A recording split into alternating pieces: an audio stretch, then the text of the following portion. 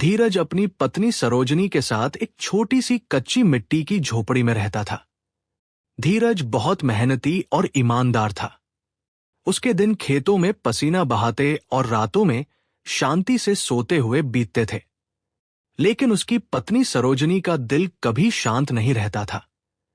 सरोजनी दिखने में बहुत सुंदर थी, पर उसके मन में असंतोष की एक आग जलती रहती थी।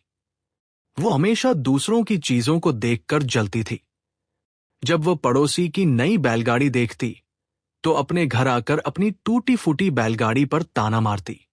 जब गांव में किसी के घर अच्छी फसल होती तो वो अपने खाली पेट को कोसती और धीरज से झगड़ा करती। देखिए, दूसरों के पास सब कुछ है, वो रोज धीरज से कहती, और हमारे पास सिवाय गरीबी के कुछ नहीं। धीरज उसे प्यार से समझाता, सरोजनी, जो भगवान ने हमें दिया है उसी में खुश रहना सीखो। संतोष से बड़ा कोई धन नहीं। लेकिन सरोजनी नहीं मानती। वह अपनी गरीबी के लिए धीरज को ही दोषी मानती थी। उसकी शिकायतें कभी खत्म नहीं होती थी। धीरज बस धैर्य से उसकी बातें सुनता, ये जानते हुए कि इस वीरान रास्ते पर वह अकेला नहीं है। उसके खेतों की मिट्टी भी सूखी थी और उसके जीवन की उम्मीद भी। धीरज का जीवन खेतों में पसीना बहाते हुए ही बीत रहा था। एक दिन वह अपनी पुरानी कुदाल से खेत में काम कर रहा था। कुदाल चलाते हुए उसे लगा जैसे वो किसी बहुत कठोर चीज से टकराई हो। उसने उस जगह की मिट्टी हटाई तो हैरान रह गया। वहां जमीन के नीचे एक पुराना पत्थर का कुआं छिपा हुआ था। कुएं से एक अजीब सी चमकदार रोशनी निकल रही थी। धीरज डर गया, लेकिन तभी कुएं के अंदर से एक गहरी आवाज आई, धीरज। धीरज डर से कांपने लगा। आवाज ने फिर कहा, डरो मत, मैं जादुई जिन हूं। तुम्हारे अच्छे दिल की वजह से मैंने तुम्हें ढूंढ निकाला है। जो कुछ भी तुम दिल से चाहते हो मांग लो। धीरज ने एक पल के लिए सोचा। वह अपनी पत्नी की शिकायतें और अपनी गरीबी याद कर रहा था। लेकिन उसने अपने लिए धन दौलत नहीं मांगी। उसने बस एक ही इच्छा जताई, जिन महाराज, मुझे बस इतना दे दीजिए कि मेरा पेट भर जाए और मेरी पत्नी को खाना मिल सके। धीरज की बात सुनकर जिन बहुत खुश हुआ। उसने कुएं में से एक फलों से भरी टोकरी निकाली और धीरज को दे दी। टोकरी में ऐसे फल थे जो उस मौसम में नहीं उगते थे। धीरज खुशी से उछल पड़ा।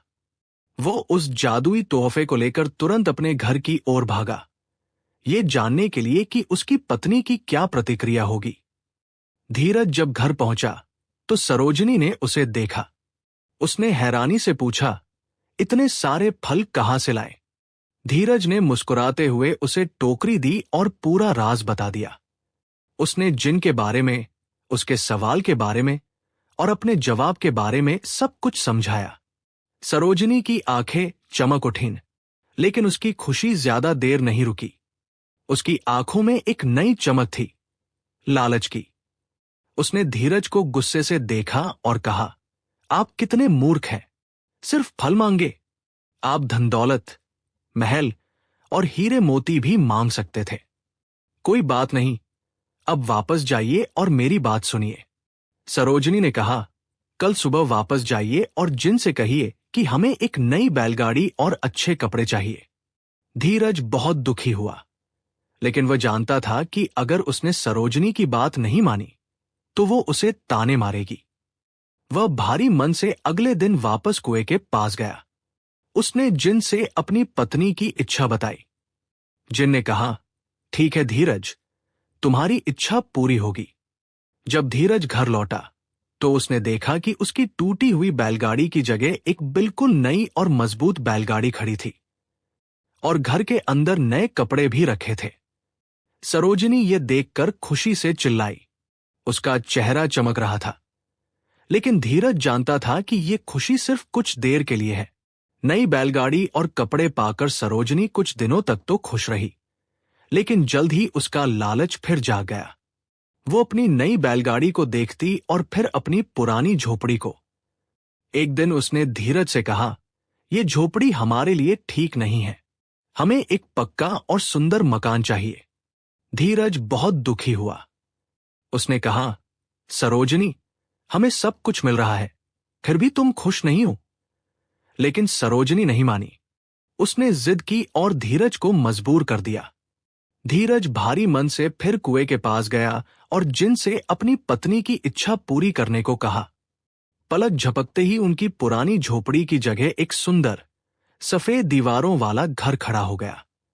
उसमें फूलों के पौधे लगे थे। सरोजनी अब उस नए घर में रानी की तरह रहने लगी। लेकिन कुछ ही दिनों में उसका लालच और भी बढ़ गया। उसने अमीर लोगों की पत्नियों को देखा, जिनके पास नौकर चाकर और बड़ी बड़ी हवेलियां थी। उसने धीरज से कहा, यह घर अब मुझे छोटा लगता है। मुझे एक बड़ी हवेली चाहिए और बहुत सारे नौकर चाकर भी। धीरज का दिल अब टूट चुका था। उसे अपनी पत्नी की हालत पर दुख हो रहा था। लेकिन वह जानता था कि अगर उसने मना किया तो वो उसे छोड़ देगी। धीरज फिर से कुएं के पास गया और रोते हुए जिन से बोला, मेरी पत्नी को एक बड़ी हवेली और नौकर चाहिए। जिन ने उसकी इच्छा पूरी की। रातों रात एक विशाल और आलीशान हवेली खड़ी हो गई। घर सोना चांदी और बेशकीमती चीजों से भर गया। सरोजनी अब सचमुच रानी बन गई थी। वो धीरज को नीचा समझने लगी और उस पर ताने कसने लगी। ये सब मेरी वजह से हुआ है, तुम्हारी अक्ल से नहीं। तुम तो सिर्फ एक गरीब किसान हो। हवेली और नौकर चाकर मिलने के बाद सरोजनी का घमंड आसमान छूने लगा। वो अब खुद को सबसे ऊपर समझने लगी। उसने गांव के लोगों को तुच्छ समझना शुरू कर दिया और अपनी हर बात मनवाने लगी। धीरज महल में अकेला पड़ गया था, क्योंकि उसकी पत्नी को अब उसकी परवाह नहीं थी। एक दिन सरोजनी ने धीरज से कहा, यह गांव अब मेरे लायक नहीं है। मुझे इस गांव की रानी बनना है।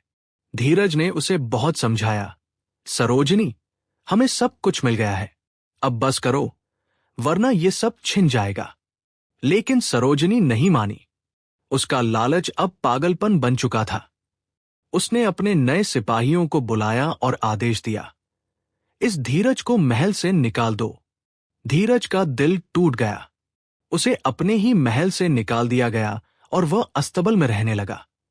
फिर भी सरोजनी का लालच नहीं रुका। वो और भी घमंडी होती गई। एक दिन उसे नदी का शोर भी अच्छा नहीं लगा। उसने धीरज को बुलवाया और कहा, जाओ और जिन से कहो कि मुझे नील नदी की रानी बनना है। धीरज कांपता हुआ कुएं के पास गया। इस बार जिन का चेहरा गुस्से से भरा हुआ था। धीरज ने डरते हुए अपनी पत्नी की इच्छा बताई।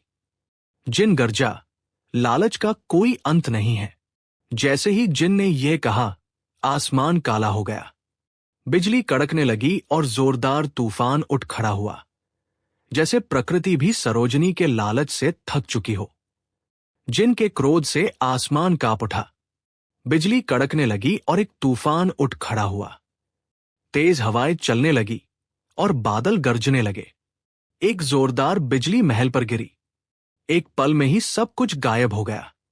महल, सोना चांदी, नौकर चाकर, सब कुछ राख में बदल गया, जैसे वो कभी था ही नहीं। धीरज डरकर भागा। उसे लगा कि वह ये सब बर्दाश्त नहीं कर सकता। वह बस भागता रहा, जब तक कि वह अपने पुराने घर के पास नहीं पहुंचा।